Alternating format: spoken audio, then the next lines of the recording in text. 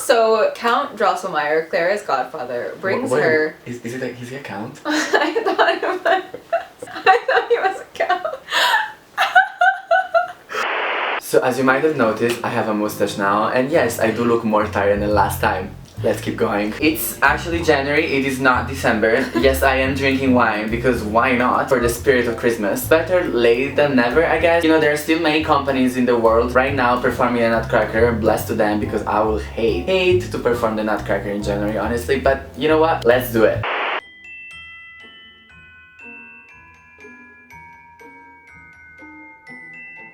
So, it all started around 1891, something like that. That was the time when the premiere was supposed to be scheduled. So, the Nutcracker is the last ballet that Tchaikovsky composed out of the really three famous ones that I think probably everyone knows. Swan Lake, Sleeping Beauty, and the Nutcracker. Actually, funnily enough, Tchaikovsky composed the Nutcracker 1 year before dying. So we need to know that his music was very, very mature. And also, he was going through a very hard time in his life. Anyway, so around 1891, so 1 year after the great success of the collaboration between the choreographer Petipa, the same as Corsair, guys, still the same guy, Petipa and Tchaikovsky, the Sleeping Beauty, the director of the Imperial Theaters.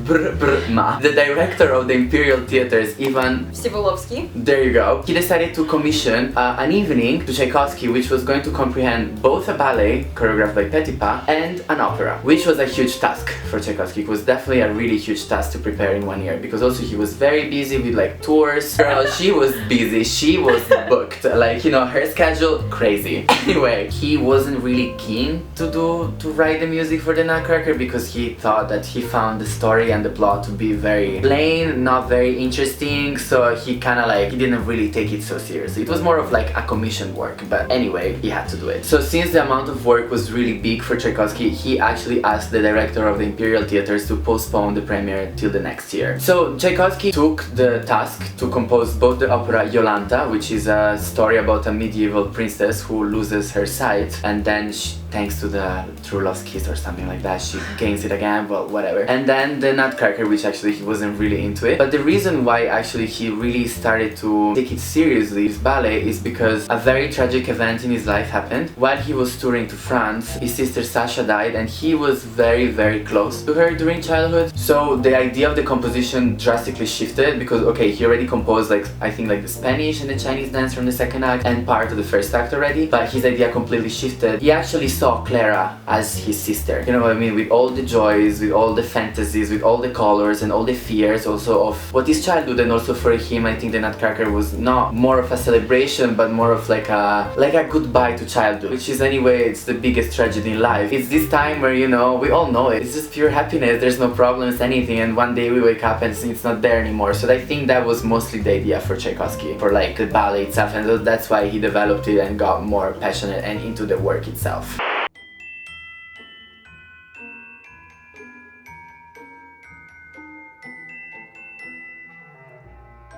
So there you go, it's 1892, Tchaikovsky came back to Russia, it's time to rehearse the performance. The premiere was scheduled for the 18th of December, but, of course there's a but, Petipa, the main choreographer, falls ill. So rehearsals have to be a little bit postponed, they don't really know, actually still nowadays we don't know from who the original choreography really is, if it's from him or his assistant Lev Ivanov. So both Petipa and Ivanov were credited as the original choreographers of the production. Unfortunately, as no one will ever think, the premiere was quite a flop. It wasn't very successful, and few of the reasons were that, first of all, the majority of the cast was comprehended by children of the ballet school, and like it wasn't maybe as interesting as seeing like real artists doing real dance stuff using their real technique, like more like mature technique. And also it was a problem because the prima ballerina would only come on stage after midnight for the second act, so that was a huge problem for them. And also the big problem of the Nutcracker at the time was that most of the action is happening in the first act, but then the second act is just like a pure divertissement, which is just like a series of dances for just the sake of being dances. So that was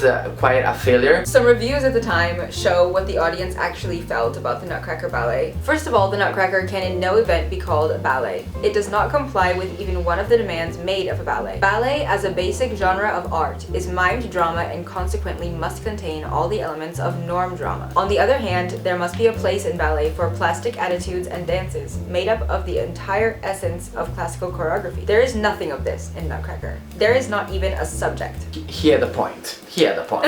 But that was in regard to the choreography, because already the music of Tchaikovsky was already getting popular. Even before premiering the ballet, Tchaikovsky decided to take out 8 pieces from the ballet, which he called the Nutcracker suite, and he played them in a concert form, let's say. People already praised a lot the music of Tchaikovsky, and the critics of the time decided it was actually a waste of beautiful music for really bland and uninteresting choreography. Another review stated, "It is a pity that so much fine music is expended on nonsense unworthy of attention, but the music in general is excellent. That designated for dances is dansante, and that designated for the ear and for the fantasy is imaginative. Of Tchaikovsky's 3 ballets, Nutcracker is the best. Its music, indeed, not for the normal ballet audience." Which is very true indeed, because his first ballet, Swan Lake, which was not a collaboration with Petipa at first and was actually also a fiasco, is probably the most honest and sincere and romantic of his ballet. I think it really like goes deep down, because Tchaikovsky also was a very depressed gay man living in a society that was not really accepting him as a person. So then there is a Sleeping Beauty coming next, which is the first collaboration with Petipa, which was, yes, it was a huge success, but also because Petipa really gave him really clear instructions of how many numbers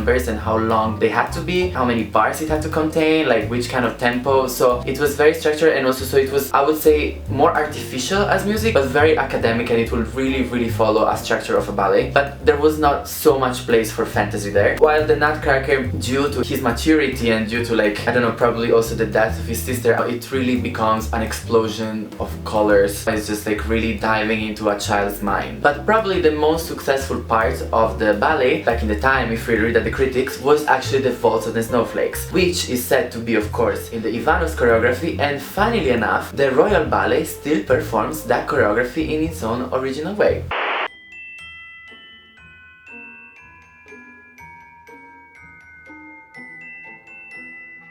So, but how did the Nutcracker become the classic that we all know it as today? Exactly. So this is still happening in Russia. It was 1919. There was this quite influential character in the Russian ballet world that not many people know about, unfortunately, which was called Alexander Gorsky, which was actually the main choreographer of Don Quixote. So Gorsky, he was a student of Petipa, actually, and with the years passing, he always decided to revive Petipa's ballets, but within his own tastes, and Nutcracker was also one of them. That happened in 1919 at the Bolshoi in Moscow, and thanks to the changes that he has made, we still have most of them in our current production. The main differences that we still have nowadays are the fact that Clara and the Sugar Plum Fairy, the prima ballerina of the ballet, are danced actually by the same person. Yeah. Most versions, Clara is danced by the same person. Yes. Notably in George Balanchine's version, which is one of the most famous. Love it's it. different. A small girl for Clara and the separate dancer who's a professional dancer for the Sugar Plum Fairy. And also the fact that actually, for the first time, Gorsky decided that the Nutcracker was all a dream, which in a way kind of makes more sense, because the second act is kind of there to be like, okay, now it's hot chocolate and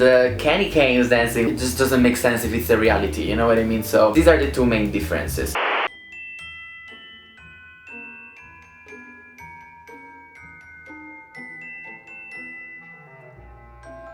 So how did the Nutcracker become the holiday favorite that we all know and love today? I guess it's up to us to discover it, right?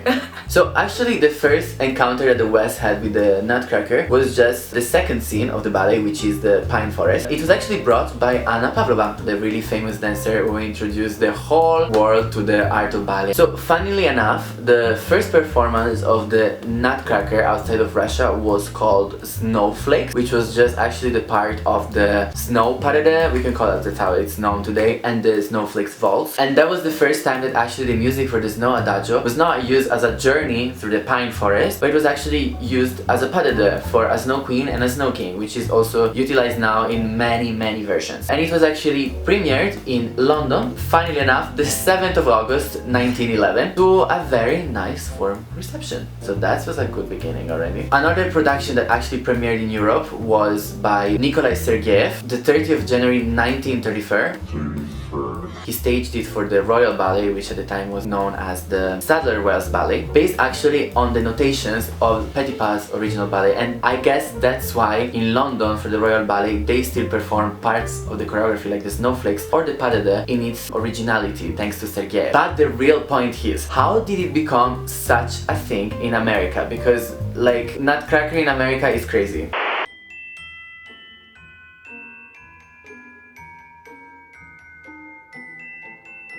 The first full-length production of the Nutcracker in the US was actually staged by William Christensen in San Francisco on Christmas Eve of 1944. It was so successful that San Francisco has presented Nutcracker every Christmas Eve, even debuting new productions in 1944, 1954, 1967, and in 2004. The original Christensen version is still performed today in Salt Lake City at Ballet Russe, which is the company that Christensen founded. The San Francisco version of Nutcracker was a big success. But the reason why the Nutcracker became so popular, especially over the United States, is thanks to the very popular and famous choreographer George Balanchine, the founder of the New York City Ballet. He decided to create his own version of the Nutcracker based on the original Petipa Ivanov production of the Imperial Ballet, where he was actually performing as a child. Funnily enough, the Balanchine version that we can see today, it's actually probably the closest to the original production of the ballet. He had like a few small changes, but most of the dances and everything, they are based on the original production. We can probably say that thanks to him, major American ballet companies report that 40% of their revenue from the season comes from their winter productions of the Nutcracker. Yeah.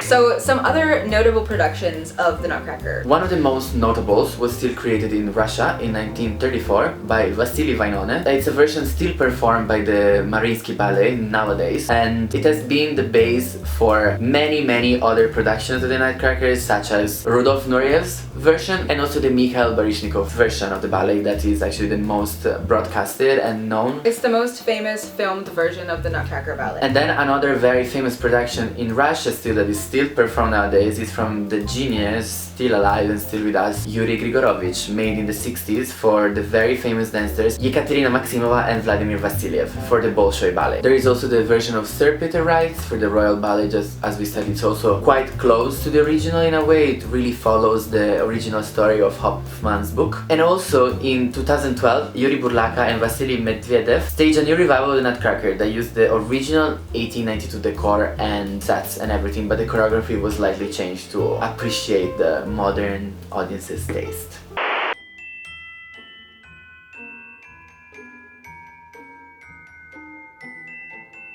So the story of the Nutcracker begins on Christmas Eve at the home of Clara, who's our main character, and her family, who are holding a Christmas party. A lot of guests are in attendance, as well as Clara's godfather, Drosselmeyer, who is not only a magician, but is also a toy maker, and he brings some interesting gifts to the party. This changes from version to version, but generally there are one or two large lifelike dolls that he brings to the party, as well as a present just for Clara, which is a wooden nutcracker shaped like a little man. Yes, which is very weird that a little girl will be appealed to an ugly soldier doll that cracks nuts. Why did he think she would like that? So as the party goes on, Clara is really enjoying her nutcracker doll, and her little brother Fritz is very jealous. Not okay with it, not okay with it. He takes her doll and he breaks it. And of course, Clara is heartbroken, but luckily Drosselmeyer is a magician, and also it's really not that broken, so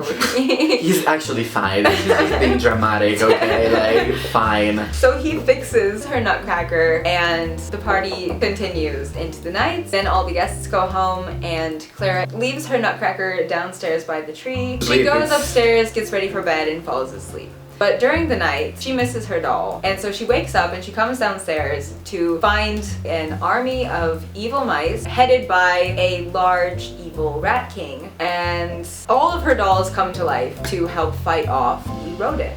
Somehow Drosselmeyer is there to take care of all the magical stuff. The house take care of all the magical stuff. Drosselmeyer, or whatever the magic present around her, makes her shrink, so she becomes the size actually of either a mice or a doll. So among the toys who come to life to fight off the mice is the Nutcracker, who after defeating the Mouse King turns into a prince, who then whisks Clara away to the Land of Sweets. The journey to the Land of Sweets is through a pine forest full of snow, and the snowflakes are also dancing for them. Then they usually take off in a carriage carriage pulled by reindeer. But in other versions, they float off on a candy boat or something like that, something magical. Or they just keep spinning, like in the Mariinsky version. And that's the end of Act 1. Act 2. Act 2 is the land of the sweets. It's basically just that. They arrive there, they're usually welcomed by the sugar plum fairy, or in some versions, Clara becomes the sugar plum fairy eventually. Basically, it's a huge celebration because the Nutcracker and Clara have defeated the evil Rat King. So, like, a lot of different sweets from many different countries, like Spanish chocolate, like Arabian coffee, and like many things like that. Yeah. After all the sweets have performed for Clara and the prince, there is a waltz of the flowers, which is followed by a pas de deux of Clara and her prince, or the sugar plum fairy and the prince, which is kind of weird because it's in the prince with Clara, but alright. Yeah. But anyway, so... Well, if you want to speak about the adagio of the pas de deux, it has quite a big contrast compared to the other music of the Nutcracker, of the ballet, because, you know, it's a very dramatic, tragic piece that just appears out of nowhere, that has a lot of sorrow and pain, and you can really feel it. It's very emotional, very beautiful. Basically, the reason why this music is so tragic is because of the fact that his sister dies, so I think this was basically like a small requiem for her. And actually, the second part of the theme, this da da da da da da, it's actually taken from chorals from the Orthodox Church. And also another fun fact about this music, if you really listen closely to it, the main theme, this da da da da da da da da, is just a descending scale, because actually Tchaikovsky was wagered during the composition in Nutcracker to compose a music using just a, you know, simple descending scale, and he proved everyone wrong. After the pas de deux, there is a huge finale and the music kind of culminates. And then it all ends because she just wakes up, I guess. So it was all just a dream. Yeah, I guess that's the story of the Nutcracker, and yeah. Yeah!